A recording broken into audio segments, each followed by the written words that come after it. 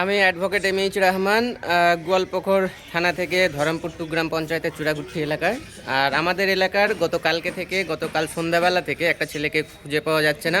তার আত্মীয় স্বজনের বাড়ি আরও বিভিন্ন জায়গাতে তাকে বহু খোঁজাখুঁজি হয়েছে, এখনো পর্যন্ত তার খোঁজ পাওয়া যায়নি।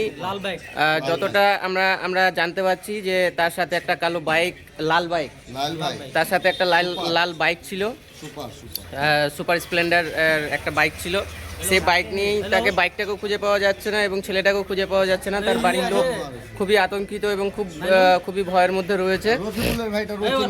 আমরা স্ক্রিনে ওর পরিবারের নাম্বার এবং সেই ছেলেটার ফটো যদি সম্ভব হয় আমরা দেওয়ার চেষ্টা করছি। আপনারা যেখানেই তাকে দেখতে পান না কেন, যে কোনো অবস্থাতেই আপনারা যদি তার পরিবারের লোককে জানাতে পারেন বা এই নাম্বারে যদি আপনারা যোগাযোগ করতে পারেন তাহলে খুবই উপকৃত হবে তার পরিবারের লোক। অসংখ্য ধন্যবাদ আপনাদের। আর আপনারা যদি খোঁজটা পেয়ে থাকেন অবশ্যই জানাবেন।